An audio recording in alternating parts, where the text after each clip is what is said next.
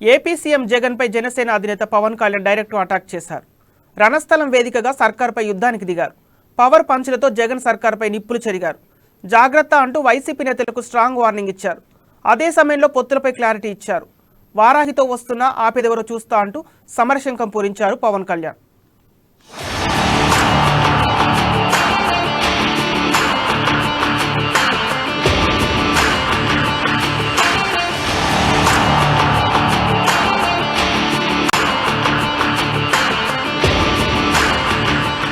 వైసీపీకి జనసేనని strong warning. Ranasthalam నుంచే యుద్ధ బేరి. మంత్రివర్గానికి పవర్ పంచులు. జగన్ పేరు చెప్పకుండానే సెటైర్లు. డీజీపీకి పవన్ స్ట్రైట్ వార్నింగ్. వారాహితో వస్తే ఆపేదెవరు?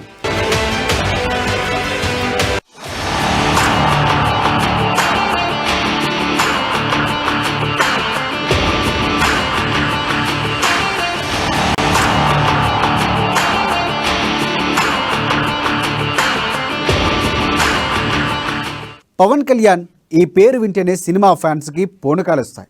అది సినిమా వరకే. ఇప్పుడు రాజకీయ రంగంలో సైతం తన పవర్ చూపించేందుకు సిద్ధమయ్యారు జనసేనాని.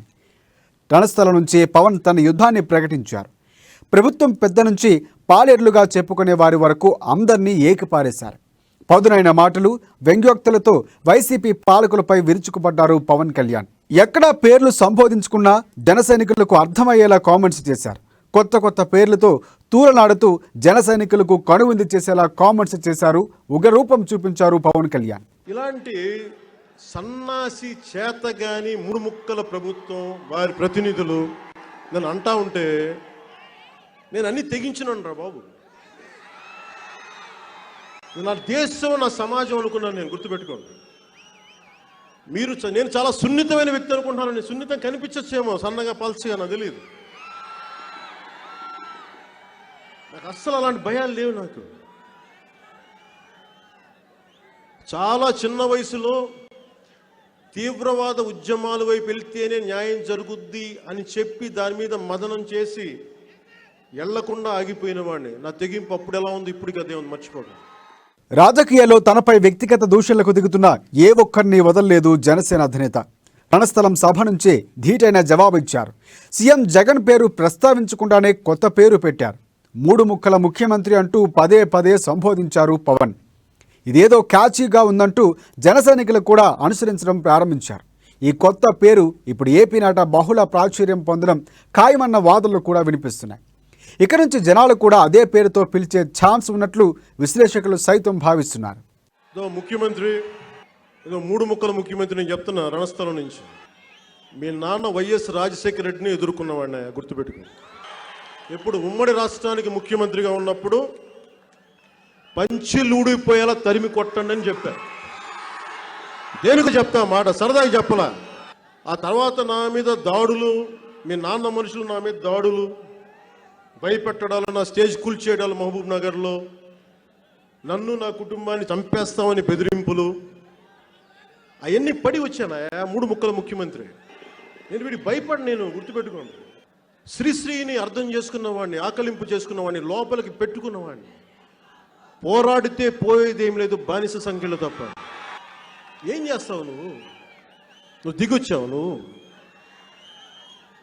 మాట్లాడితే మూడు పెళ్ళిళ్ళు అంటావు. ఓ మూడు ముక్కల ముఖ్యమంత్రి. నేను 3 సార్లు విడాకులు ఇచ్చి బలింక చేసుకున్నా. మూడు ముక్కల ముఖ్యమంత్రి. పవన్ తన ప్రసంగంలో తనదైన వ్యక్తిగత కామెంట్స్ చేసేవారికి చాలా ప్రాధాన్యం ఇచ్చారు. అంబటి రాంబాబుకు డైరెక్ట్గానే వార్నింగ్ ఇచ్చారు. తనను వ్యక్తిగతంగా టార్గెట్ చేసిన అంబటి తన ముందుకు వచ్చి మాట్లాడాలని సవాల్ చేశారు పవన్. ఆయనకు బడిత పూజ ఖాయమన్నారు. గంజాయి తాగి సంబరాల రాంబాబు ఏదైనా మాట్లాడవచ్చు అనే రీతిలో వ్యవహరిస్తున్నాడని, ఒరే నీకు దేవుని నేనురా, వచ్చి నా కాళ్ళు పట్టుకోవాలంటూ సలహా ఇచ్చారు పవన్. ఆంధ్రప్రదేశ్ వైజాగ్ దేనికి ఫేమస్ అయింది ఈ మధ్యన అంటే అరకు గంజాయికి. ప్రపంచవ్యాప్తంగా ఆంధ్రప్రదేశ్ పాపులారిటీ అయింది. శీలావతి అని ఒక అద్భుతమైన గంజాయి దొరుకుతుంది, క్వాలిటీ ఆఫ్ గంజాయి, దాని పేరు శీలావతి అని. అది ఆమ్స్టర్డామ్లో కూడా ఇది ప్రత్యేకంగా అరకులో పండించిన శీలావతి గంజాయి అండి. చాలా క్వాలిటీ ఉంటుంది, తాగితే చాలా మొత్తుగా ఉంటుంది. నోటుకొచ్చింది మాట్లాడచ్చు, మన సంబరాల రాంబాబు లాగా అనొచ్చు. నేను వ్యక్తిగత జీవితాల గురించే మాట్లాడాలి అంటే, అరే బాబు మీ అందరికంటే చాలా గొప్ప మహానుభావుడు, నేను సాక్షాత్ దేవుని రా, నేను మీతో కంపేర్ చేస్తే నేను దేవుని రా, మీరు నా కాళ్ళకి దండం పెట్టుకుని బ్లెస్ చేస్తాను. ఇక రోజాపై ఓ రేంజ్లో విరుచుకుపడ్డారు. డైమండ్ రాణి రోజా కూడా తనపై మాట్లాడుతుందంటూ సెటైర్లు వేశారు పవన్. మీకోసం డైమండ్ రాణిలతో కూడా తిట్టించుకున్నాని శ్రీకాకుళం జిల్లా రణస్థలంలో వివేకానంద వికాస వేదికపై నిర్వహించిన యువశక్తి సభలో ఆయన అన్నారు. ప్రతి వెధవ సన్నాసితో మాటలు పడుతున్నానని చెప్పారు. తనకు ఇదంతా పర్లేదని, కానీ మీకోసం మీరే నిలబడాలి, మీకోసం నిలబడే వారికి అండగా నిలవాలని అంటూ పవన్ కళ్యాణ్ యువతకు పిలుపునిచ్చారు. ఎందుకంటే మీకోసం పడేవాడు ఎవడుంటాడు? ఓడిపోయిన తర్వాత ఎలా కించపరుస్తారో తెలుసు కదా మీకు. 2 చోట్ల ఓడిపోయినాడు. డైమండ్ రాణి ఆ రోజా కూడా మాట్లాడద్దు, వాళ్ళు కూడా యూట్యూబ్ నువ్వు కూడానా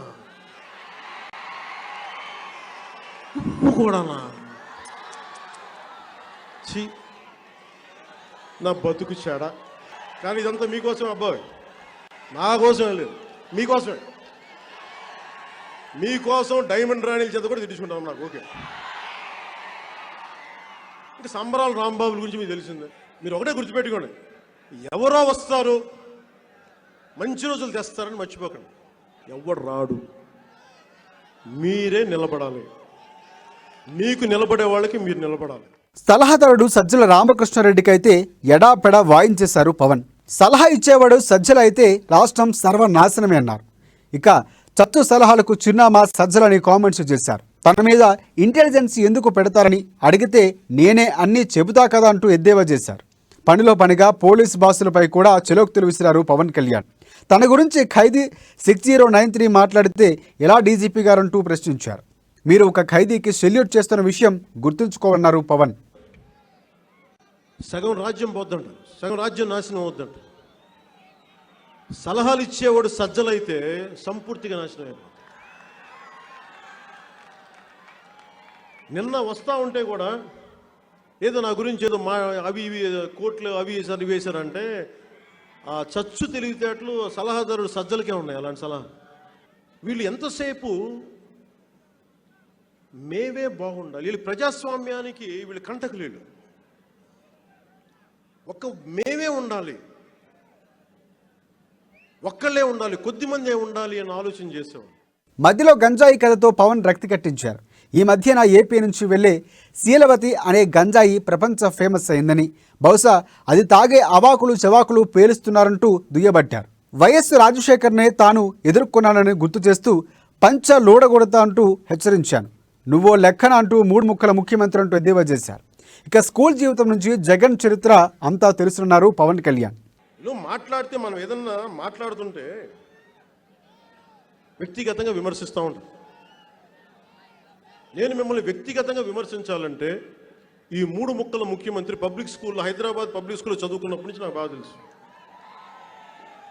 అతను చుట్టుపక్కల తిరిగే స్నేహితులు కూడా నాకు ఒకళ్ళు ఇద్దరు తెలిసిన వాళ్ళు. ఈయనేవాడి మహాన్వాడు వ్యవహారాల గురించి. ఆశయం ఉన్నవాడికి ముందడిగే ఉంటుందని నమ్మేవాడిని. ఈ రణస్థలంలో మాట ఇస్తున్నా, తుది శ్వాస విడిచే వరకు రాజకీయాలను వదిలిపెట్టను, ప్రజల వెన్నంటే ఉంటాను, దీన్ని తన 3వ తీర్మానంగా తీసుకోండి అని పవన్ కళ్యాణ్ అన్నారు. అంతలోనే వారాహితో వస్తున్నాను, ఎవ్వరు ఆపుతారో చూస్తానంటూ పవన్ బల్లగుద్ది చెప్పారు. గిడుగు రామ్మూర్తి గారు ఉన్నప్పటి నుంచి ఆయన తెలుగు వాడుక భాష మన వ్యవహారిక భాషలో ఆయన చేసిన సేవలే గుర్తున్నాయి. కానీ చాలా మందికి ట్రైబల్స్ కోసం, సవర ప్రజల కోసం ఆయన చేసిన త్యాగం మామూలుది కాదు. నేను ఉన్నది కూడా మీకు నా జీవిత కాలం ఈరోజు మాటిస్తున్నాను, రణస్థలంలో మాటిస్తున్నాను మీకు. ఈరోజు 3వ తీర్మానంగా తీసుకోండి.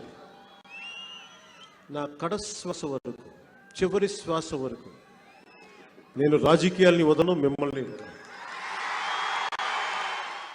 సంబరాల రాంబాబు ఒకడున్నాడు, వాడి ముద్దురు బెండకాయ ముఖం అంటూ ఏకిపారేశారు. తాము మాత్రమే బాగుండాలన్నది వైసీపీ నేతల నైజమన్నారు.